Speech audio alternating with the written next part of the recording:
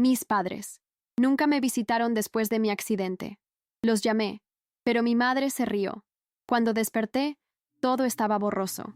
Sentía el dolor en cada parte de mi cuerpo, y el único sonido que me rodeaba era el pitido constante de las máquinas. Acababa de sufrir un accidente de coche, y estaba sola en el hospital. Cuando la enfermera entró en la habitación y me preguntó por mi familia, una sensación de vacío me invadió.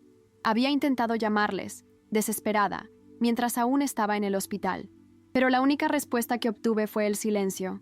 Ellos estaban en otro lugar, celebrando en un baby shower de mi hermana, aparentemente más preocupados por el evento de Luciana que por el hecho de que su hija casi muere. La tristeza se transformó rápidamente en una rabia silenciosa que me consumió por completo.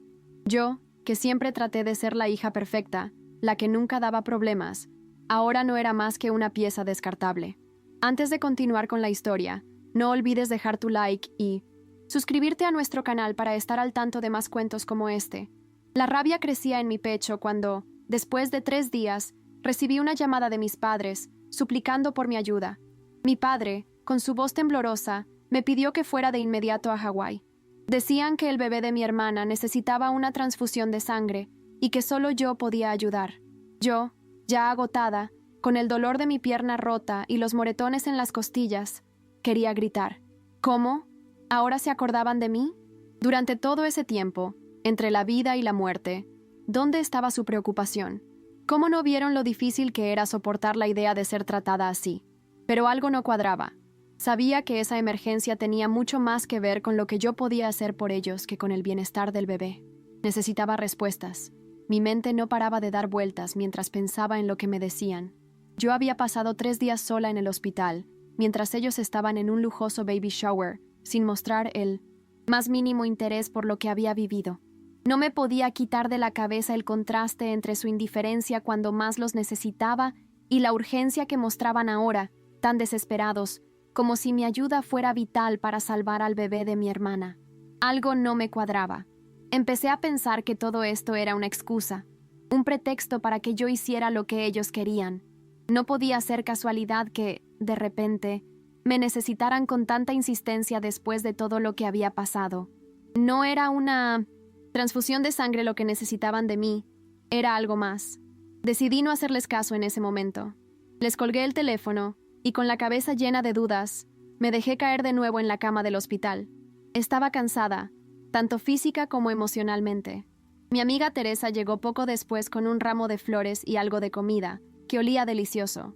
Cuando me vio, se quedó un poco sorprendida, notando que me veía más pálida de lo normal.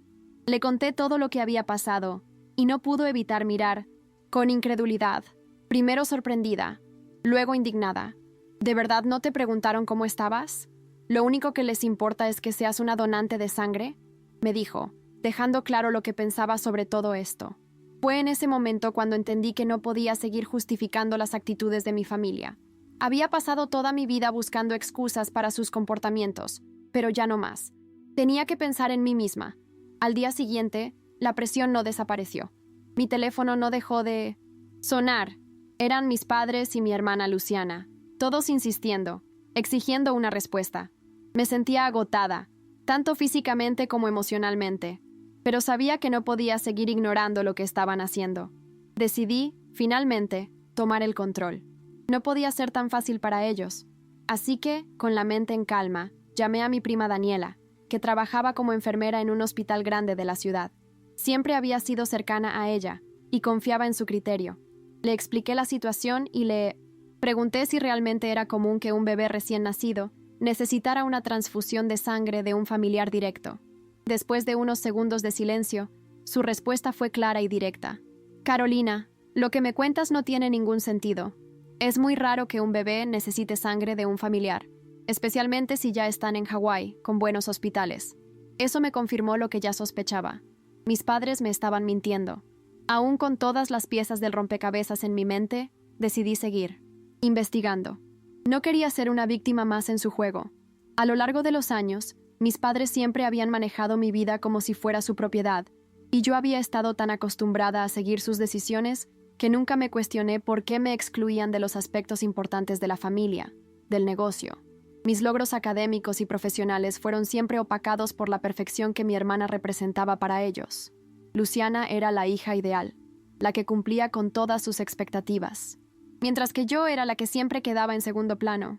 Este descubrimiento sobre el negocio familiar y la herencia de mi abuelo, que ellos habían mantenido oculto, me hizo darme cuenta de cuánto había sido manipulada y explotada a lo largo de mi vida. No podía seguir ignorando la verdad, así que decidí confrontarlos. Llamé a mis padres y les dije que quería hablar con ellos cara a cara y que necesitaba estar en la sede de la empresa para entender qué estaba pasando. Sentía una mezcla de nervios y rabia, pero algo dentro de mí me decía que era el momento de tomar las riendas. Mi familia me había utilizado toda la vida, pero no podía seguir permitiendo que me manipularan. Cuando llegué a la sede de la empresa, el ambiente era tenso. Sabía que este momento cambiaría todo, pero también estaba dispuesta a enfrentar las consecuencias. Los miré de frente, esperando que la verdad saliera a la luz. Sin rodeos, les dije que sabía todo sobre el testamento de mi abuelo, sobre las acciones que me habían ocultado, sobre el hecho de que nunca me permitieron ser parte de lo que, por derecho, también era mío. El silencio que siguió fue pesado.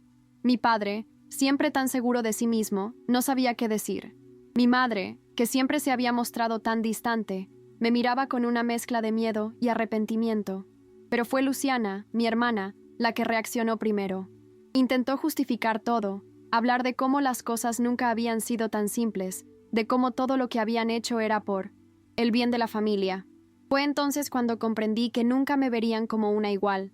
Siempre me verían como una persona de segunda clase, en la que solo podían confiar cuando les convenía. Pero ya no me importaba. No iba a seguir siendo la hija invisible. Ya no iba a permitir que me manipularan. En ese momento, decidí que tomaría el control de mi vida y de lo que era mío, sin importar las consecuencias. Lo que pasó después fue una mezcla de rabia contenida y una resolución que crecía en mí. Mis padres intentaron minimizar la situación, como siempre lo hacían, pero yo ya no iba a permitir que me callaran.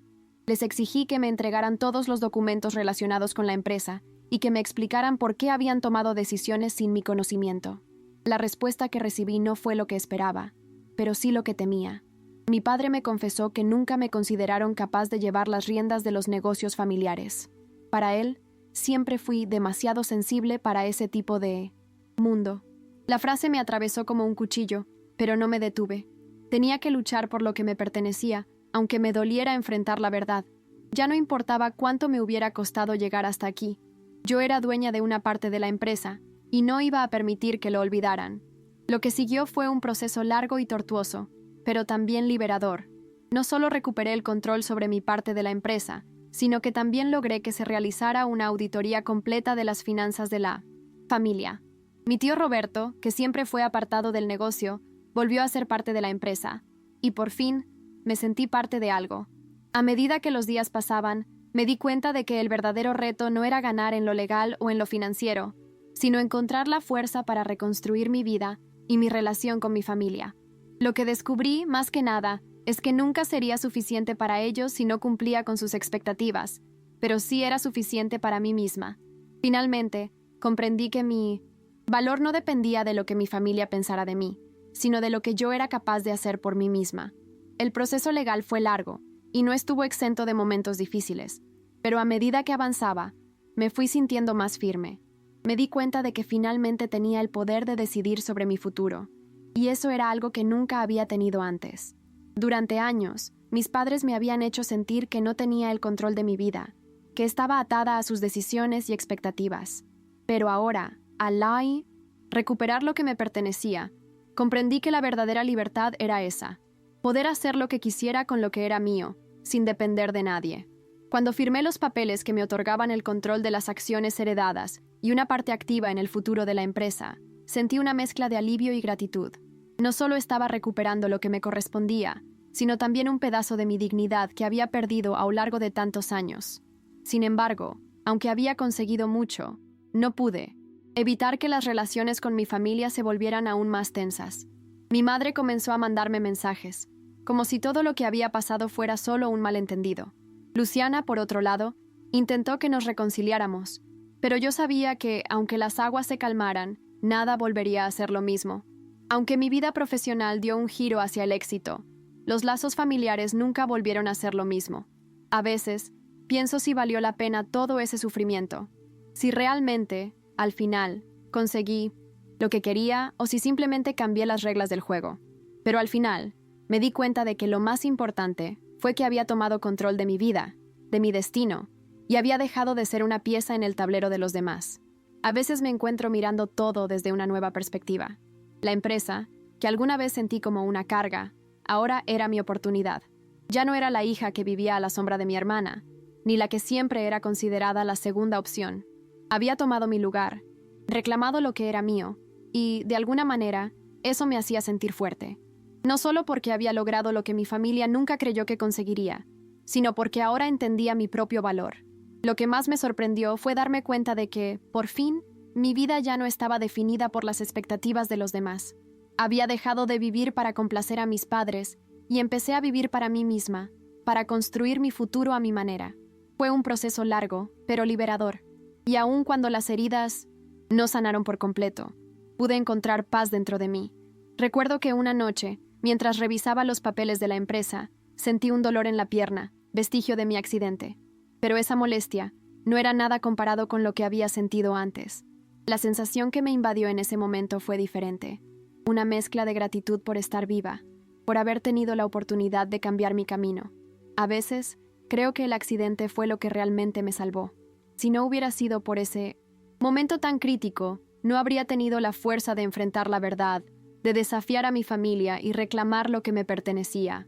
Todo lo que había vivido me había transformado, y aunque las cicatrices no desaparecerán nunca, ahora son parte de quien soy, de la persona fuerte y decidida que aprendió a ser dueña de su destino.